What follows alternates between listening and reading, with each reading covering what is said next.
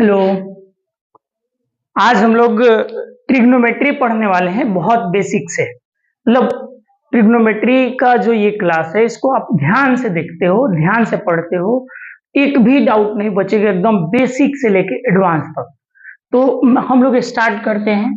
ये trigonometry word जो है वो 3 ग्रीक वर्ड से मिलकर बना है, 3 ग्रीक शब्दों से मिलकर बना है, ठीक है। ग्रीक वर्ड से, ठीक है। पहला ग्रीक वर्ड है ट्री, दूसरा है गोनो और तीसरा है मेट्रीन। इसको मेट्रीन बोलो या मेट्रॉन बोलो, ठीक है। और तीनों का मतलब होता है, ट्री का मतलब तो 3 होता है, जैसे ट्रायंगल, ट्राइकलर। तो ये ट्री का मतलब होता है 3, इसको मैं लिख देता हूं ऐसे। और गोनो मतलब होता है एंगल, और मेट्रीन मतलब होता है मेजरमेंट।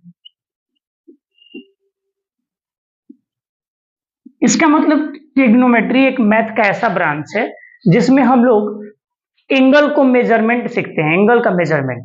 तो इसको हम लोग ऐसे डिफाइन कर सकते हैं, the branch of mathematics, the branch of mathematics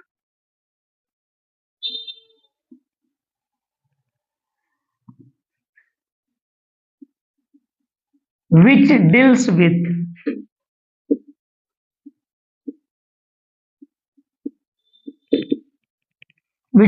with measurement of angle, measurement of angle। ये मैथमेटिक्स का वो ब्रांच है जो एंगल को मेजर करने के लिए इसमें हम लोग स्टडी करते हैं, और ये मेजरमेंट ऑफ एंगल के बारे में बताता है, कैसे एंगल को मेजर करते हैं, क्या क्या है, ठीक है। और ये एक ये ब्रांच जो है ये राइट एंगल ट्रायंगल से रिलेटेड है। मतलब इसमें हम लोग राइट एंगल ट्रायंगल के बारे में बहुत ज्यादा जानते हैं, उसी के बारे में ज्यादा। तो trigonometry is related with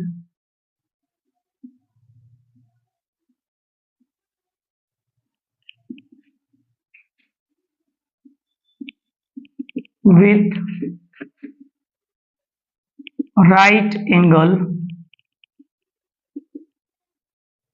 triangle, ठीक है। तो इसके बाद हम लोग राइट एंगल ट्रायंगल के बारे में पहले समझेंगे कि राइट एंगल ट्रायंगल होता क्या है। बट यहाँ पे देख लो, ट्रिग्नोमेट्री वर्ड जो है 3 ग्रीक, ग्रीक पता है क्या है? ग्रीस कंट्री जो है, वहां के जो लैंग्वेज है उसको ग्रीक बोलते हैं। ग्रीस मतलब यूनान, जहां से सिकंदर आया था, जहां अरस्तु जो जीव विज्ञान के फादर ऑफ बायोलॉजी है, वो जहां के निवासी थे। तो ये ग्रीक वर्ड जो है ट्री, गोनो और मेट्रीन है। ट्री का मतलब होता है 3, गोनो मतलब एंगल और मेट्रीन मतलब मेजरमेंट।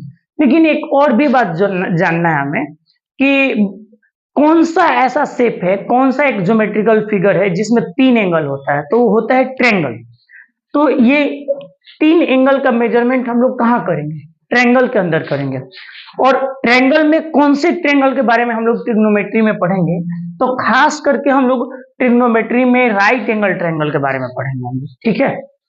तो इसको एक बार आप लोग नोट कर लो या स्क्रीनशॉट ले लो, फिर मैं इसको आगे बढ़ाता हूं। कि पहले मैं बताता हूं कि राइट एंगल ट्रायंगल क्या होता है, पाइथागोरस थ्योरम के बारे में हम लोग जानेंगे, राइट एंगल ट्रायंगल में हाइपोटेनस, परपेंडिकुलर और बेस क्या होता है, ये सब चीजें हम लोग जानेंगे।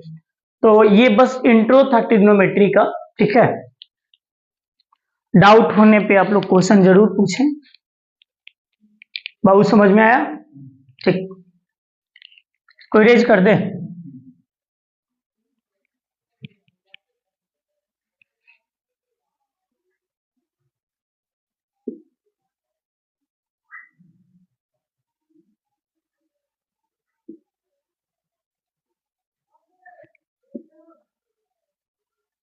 अब हम लोग थोड़ा राइट एंगल ट्रायंगल के बारे में जानते हैं, क्योंकि ट्रिग्नोमेट्री पूरा और पूरा राइट एंगल ट्रायंगल पे डिपेंडेंट है। तो राइट एंगल ट्रायंगल क्या हुआ है? बचपन से आप लोग इसका डेफिनेशन जानते होंगे कि एक ऐसा ट्रायंगल जिसका एक एंगल राइट एंगल हो, उसको राइट एंगल ट्रायंगल कहते हैं। The triangle having one right angle is known as right angle triangle.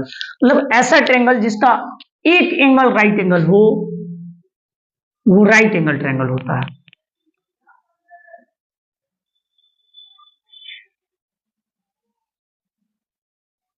ये हम मान लेते हैं कि ए बी सी जो है वो राइट एंगल ट्रायंगल है, और इसमें जहां पे बी है यहाँ राइट एंगल बन रहा है, यानी 90 डिग्री का एंगल बन रहा है, तो ये हमारा राइट एंगल ट्रायंगल हो गया।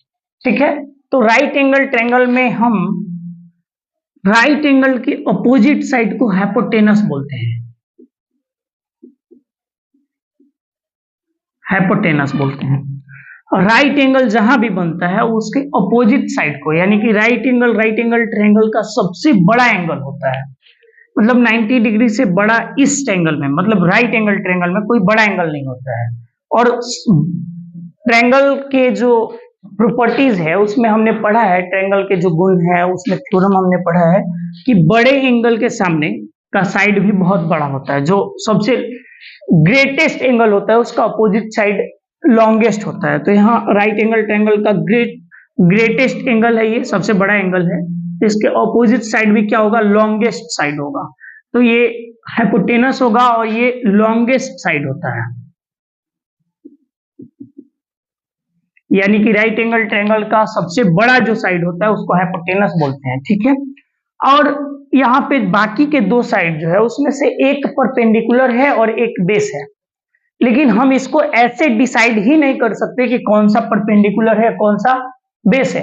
परपेंडिकुलर और बेस डिसाइड करने के लिए बच्चा हम लोग को एक एंगल लेना पड़ेगा, कोई भी एक एंगल कंसीडर करना पड़ेगा। मान लेते हैं कि एंगल सी पे थीटा एंगल बनता है, और इस थीटा एंगल के लिए जो परपेंडिकुलर होगा वो इसके ठीक अपोजिट में होगा, मतलब जिस एंगल के लिए मैं परपेंडिकुलर मुझे देखना है तो वो एंगल के ठीक अपोजिट में होगा। ठीक है, जैसे इस थीटा के लिए परपेंडिकुलर इसके अपोजिट साइड होगा, यानी ये परपेंडिकुलर है,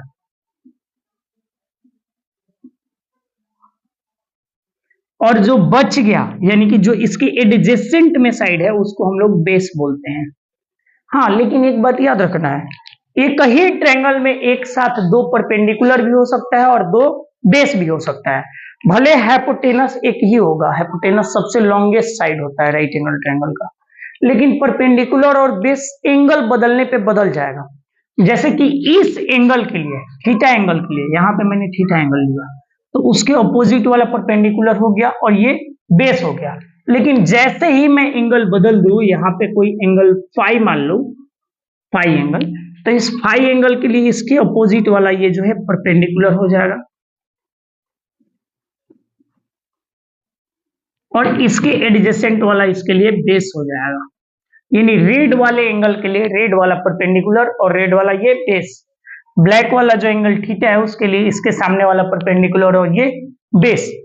तो हम लोग इसको डिफाइंड भी कर सकते हैं। हाइपोटेनस क्या होता है बच्चा, हाइपोटेनस हो जाता है opposite side of right angle,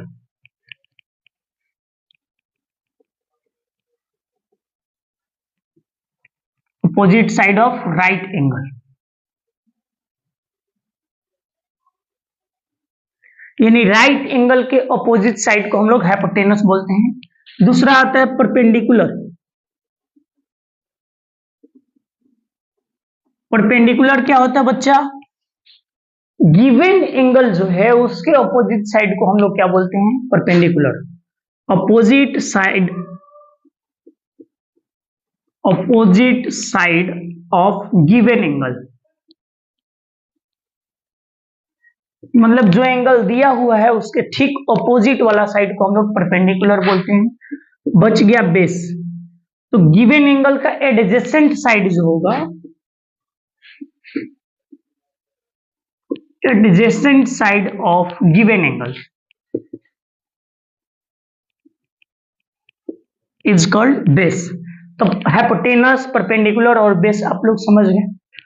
फिर से एक बार बताना बच्चा, मैं एक बार फिर से बता देता हूं, 90 डिग्री का जहां एंगल बनेगा उसका अपोजिट साइड को हम लोग क्या बोलते हैं, हाइपोटेनस। जहां थीटा एंगल बनेगा, जरूरी नहीं थीटा एंगल बने, 30 डिग्री का एंगल हो सकता है, 60 डिग्री का एंगल हो सकता है, अब ये मत बोलना कि 90 डिग्री का एंगल, क्योंकि 90 डिग्री का एंगल जो होता है इकलौता होता है। अब इसके अपोजिट वाले को परपेंडिकुलर नहीं बोलोगे, क्योंकि ये खुद राइट एंगल है, इससे बड़ा या दूसरा कोई एंगल राइट एंगल ट्रायंगल में नहीं होगा इसके बराबर का, इकलौता राइट एंगल होता है। तो इसको तो इसके सामने वाला तो फिक्स हो गया कि लॉन्गेस्ट साइड होगा और हाइपोटेनस होगा। इसके अलावा जो भी एंगल बनेंगे इससे छोटा, उनको हम थीटा कंसीडर कर सकते हैं, और वो थीटा एंगल के अपोजिट साइड को हम लोग परपेंडिकुलर बोलेंगे, और उस थीटा एंगल के एडजेसेंट यानी बगल वाले साइड को हम लोग बेस बोलते हैं। तो बेस, परपेंडिकुलर और हाइपोटेनस में कोई डाउट है तो बता दो, फिर मैं क्वेश्चन पूछूं, बता दोगे कौन सा हाइपोटेनस होगा कौन सा बेस होगा। ठीक है, चलो यहां पे मैं एक डायग्राम बनाता हूं। इसका नाम है PQR। इस फिगर में ही मेरे को बता दो कि कौन सा हाइपोटेनस होगा। हाँ, PR जो होगा ये हाइपोटेनस होगा, H होगा हाइपोटेनस। अच्छा, इसमें बता दो परपेंडिकुलर कौन सा होगा। गलत जवाब। विदाउट एंगल तुम बता ही नहीं सकते कि कौन सा परपेंडिकुलर है या कौन सा बेस है। अगर आपसे कोई इसमें पूछे कि कौन सा परपेंडिकुलर है कौन सा बेस है, तो आपको पहले एंगल पूछना होगा कि किस एंगल के लिए आपको परपेंडिकुलर चाहिए। अगर मेरा एंगल ये होता है, इसको हम थीटा एंगल कंसीडर कर ले, तो इसके अपोजिट में जो है ये परपेंडिकुलर का काम करेगा और इसके एडजेसेंट में जो है वो बेस हो जाएगा। अगर एंगल डिसाइड नहीं है तो हम परपेंडिकुलर और बेस भी कंफर्म नहीं कर सकते, दोनों ही परपेंडिकुलर और दोनों ही बेस हो जाएंगे। समझ में आया? ये परपेंडिकुलर और बेस दोनों है, ये भी परपेंडिकुलर और बेस दोनों है। क्लियर है ये बात?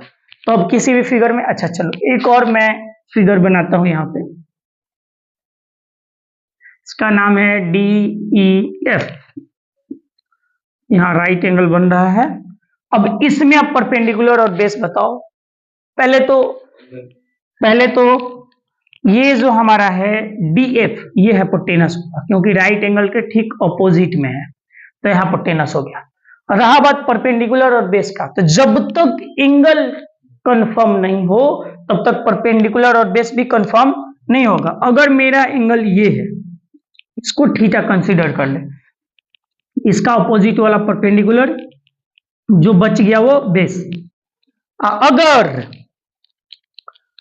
मैं इसको एंगल कंसीडर कर लूं, मान लेते हैं ये फाई एंगल है, तो इसके अपोजिट वाला अब परपेंडिकुलर का काम करेगा, इसके बगल वाला इस एंगल के लिए ये परपेंडिकुलर और ये बेस। मतलब एक साथ एक साइड परपेंडिकुलर और बेस भी हो सकता है, दोनों हो सकता है, बस डिपेंड करता है एंगल पे। क्लियर है ये बात? चलो अगले टॉपिक तब हम लोग चलेंगे पाइथागोरस थ्योरम पे। ठीक है, तो इसको आप लोग नोट कर लो।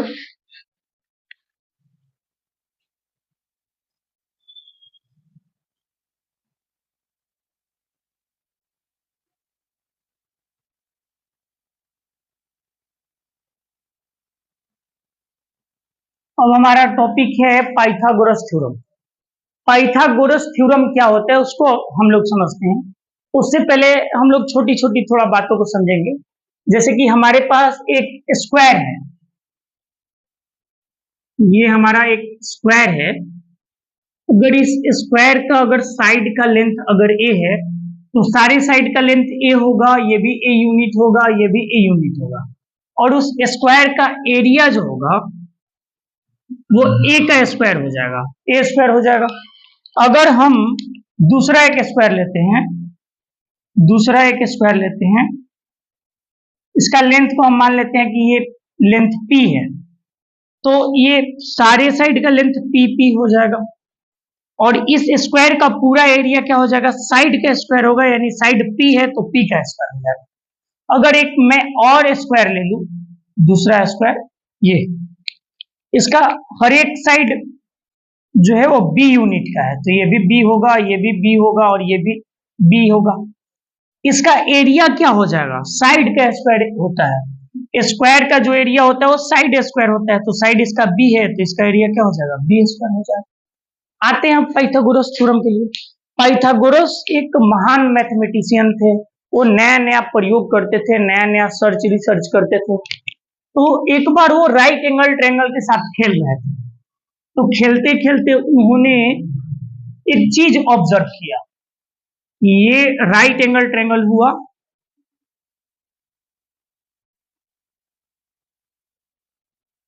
ये राइट एंगल ट्रायंगल में उन्होंने क्या किया, कुछ देर के लिए हम लोग मान लेते हैं ये तो 90 के सामने है तो ये एच होगा हाइपोटेनस। अगर हम इसको एंगल मान ले थीटा एंगल तो ये परपेंडिकुलर हो जाएगा यानी पी हो जाएगा और ये जो है वो बी होगा बेस। ठीक है, इसको स्मॉल एच मान लेते हैं, ये स्मॉल पी। ठीक है, तो पाइथागोरस ने क्या ऑब्जर्व किया, उन्होंने क्या किया कि इसके हर एक साइड पे उसी साइड के लेंथ का एक स्क्वायर बना दिया। जैसे कि ये बेस है तो इस पे इस बेस के लंबाई के एक स्क्वायर बना दिया इस साइड पे। ये बी है तो इसी लेंथ का एक स्क्वायर बना दिया इस पे। इसका मतलब कि अगर ये बी है तो ये साइड भी बी हो जाएगा, ये साइड भी बी हो जाएगा, ये साइड भी बी हो जाएगा और इसका एरिया क्या हो जाएगा, बी स्क्वायर हो जाएगा। ये जो परपेंडिकुलर है इस परपेंडिकुलर पे इस लंबाई का पी लंबाई का एक स्क्वायर बना दिया।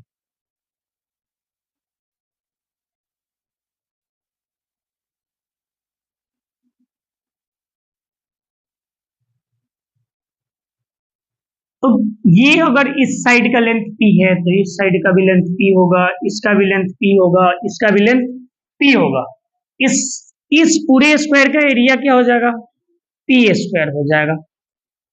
और ये जो हाइपोटेनस है इस हाइपोटेनस पे इस एच लेंथ का एक स्क्वायर बना दिया।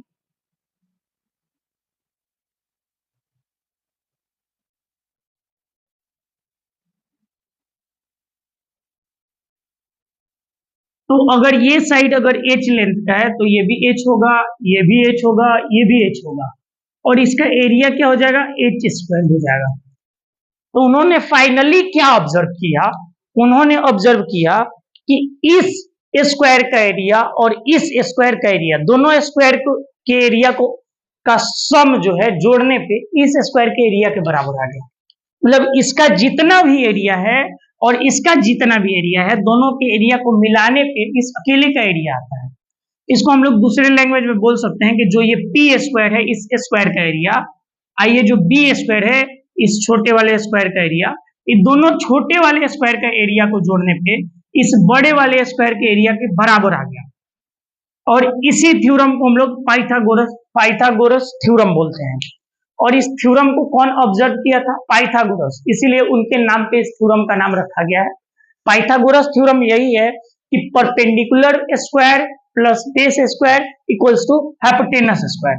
उन्होंने कहा कि परपेंडिकुलर को साइड मान के जो हम लोग स्क्वायर बनाएंगे और बेस को जो साइड मान के हम लोग स्क्वायर बनाएंगे वो दोनों का एरिया जो होगा यानी पी स्क्वायर और बी स्क्वायर दोनों का सम हाइपोटेनस के लेंथ के स्क्वायर के जो एरिया है उसके बराबर हो जाएगा, यानी P square plus B square equals to H square.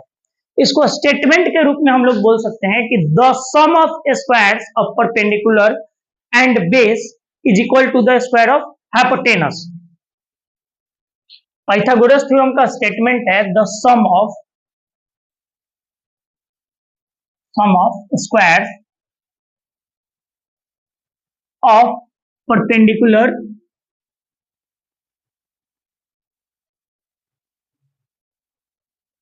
and base is equal to the square of hypotenuse।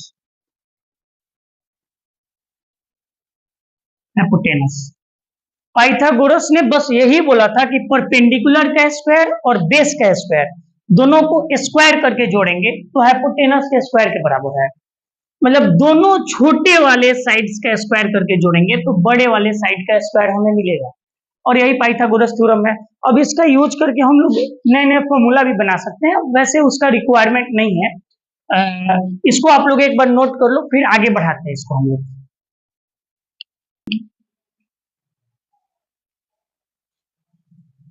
अभी हमने सीखा कि पाइथागोरस थ्योरम क्या होता है कि P square plus B square equals to H square, यानी राइट एंगल ट्रायंगल का सबसे बड़ा साइड का स्क्वायर जो है वो अकेले दो छोटे वाले साइड के स्क्वायर के सम के बराबर होता है। यानी कि जो एच स्क्वायर होता है जो हाइपोटेनस का स्क्वायर होता है ये अकेले बाकी के दो छोटे वाले साइड्स के स्क्वायर्स के सम के बराबर होता है, मतलब इन दोनों का स्क्वायर करके जोड़ देंगे तो अकेले हाइपोटेनस का स्क्वायर हमें प्राप्त होगा। अब यहां से हम लोग नए नए फॉर्मूले लिख सकते हैं, जैसे कि h इक्वल्स टू इधर पी स्क्वायर है प्लस बी स्क्वायर है, और स्क्वायर इधर से हटेगा तो इधर रूट लगा देंगे हम लोग। ये इक्वेशन का नॉर्मल रूल है, ठीक है। तो h का फॉर्मूला हमें मिल गया। अगर हम लोग इसी चीज को, ये जो h स्क्वायर, ये जो h स्क्वायर है equals to P square plus B square हमने लिखा है। अगर इधर से बी स्क्वायर को इधर हम लोग ला दें तो इधर h स्क्वायर है, ये प्लस में बी स्क्वायर है, इधर आया तो minus B square equals to इधर पी स्क्वायर हो गया।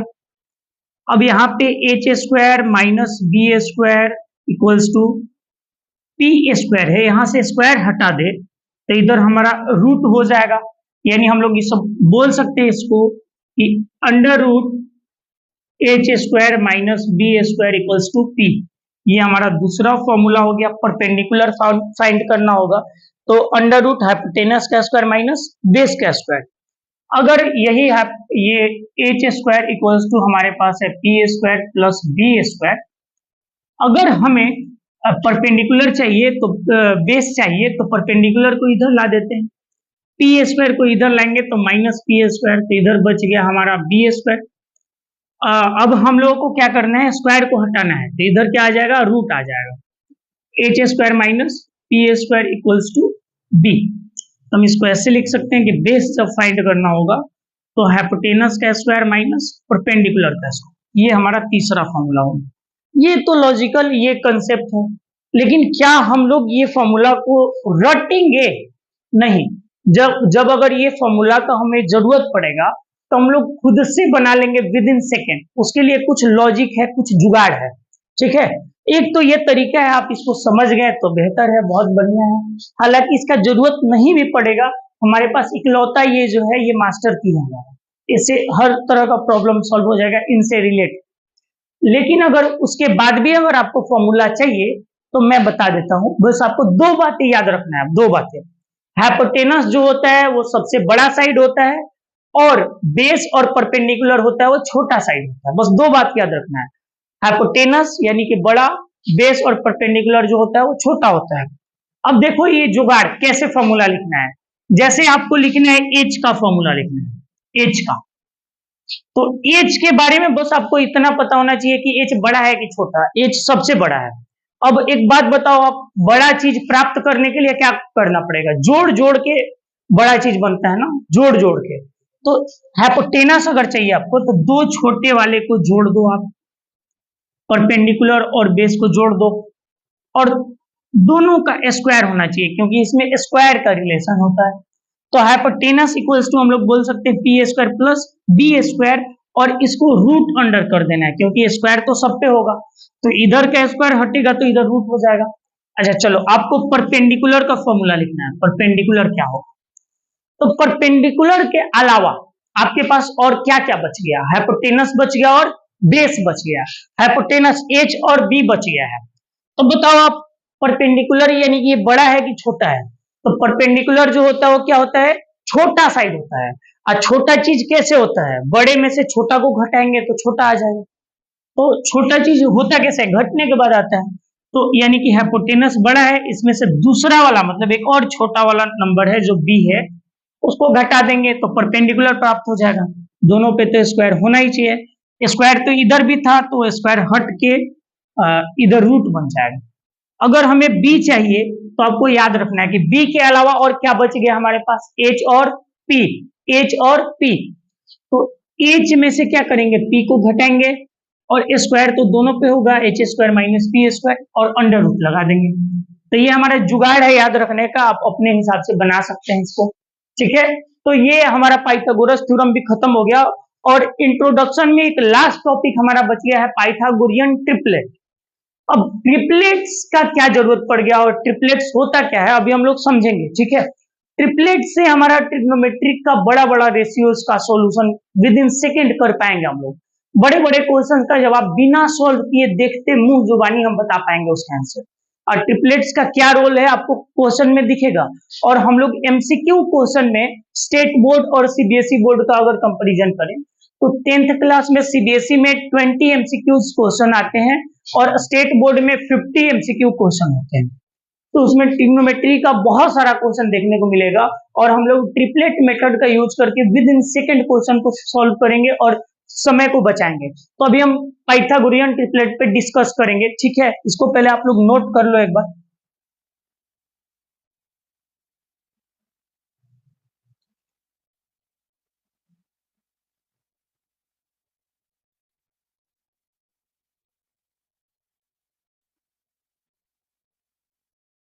अब हम लोग पाइथागोरियन ट्रिपलेट्स के बारे में जानने वाले हैं।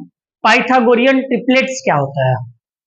ट्रिग्नोमेट्रिक रेशियो हम लोग पढ़ने से पहले पाइथागोरियन ट्रिपलेट्स को समझते हैं। ऐसे तीन नंबर, ट्रिपलेट्स मतलब तीन नंबर्स के ग्रुप, तो ऐसे तीन नंबर जो पाइथागोरस थ्योरम को फॉलो करते हैं वो पाइथागोरियन ट्रिपलेट्स होते हैं। कौन से ऐसे नंबर पाइथागोरस को फॉलो करेंगे? जैसे दो छोटे नंबर्स का स्क्वायर करके अगर जोड़ने पे किसी एक बड़ा नंबर का स्क्वायर प्राप्त होता है तो तीनों नंबर को पाइथागोरियन ट्रिपलेट्स कहते हैं। एग्जांपल के लिए हम मान लेते हैं कि 3, 4 और ये 5, ये फंडामेंटल पाइथागोरियन ट्रिपलेट्स है। कैसे इसको पाइथागोरियन ट्रिपलेट्स हम कह सकते हैं? क्योंकि ये तीनों नंबर जो है पाइथागोरस थ्योरम को फॉलो करता है। कैसे फॉलो करता है देखते हैं। जैसे इस पहले वाले नंबर्स का स्क्वायर करेंगे 3 का स्क्वायर और दूसरा छोटा वाला नंबर का स्क्वायर करेंगे तो ये 3 का स्क्वायर और 4 का स्क्वायर करके अगर हम लोग ऐड करेंगे तो 3 का स्क्वायर क्या होगा बच्चा 9, 4 का स्क्वायर क्या होगा बच्चा 16 और ऐड करेंगे तो क्या होगा 25। यानी दो छोटे वाले नंबर्स का स्क्वायर जो है 25 है। अच्छा, ये बड़ा वाला नंबर का अकेला स्क्वायर करने पे 5 का स्क्वायर 25 है। तो कुछ चीजें हम लोग ऑब्जर्व किए हैं। यहाँ पे दो छोटे वाले नंबर्स का स्क्वायर करने पे जितना आया इस बड़े वाले नंबर का अकेला स्क्वायर उतना आया। तो क्या ये P square plus B square equals to H square को शो कर रहा है क्या?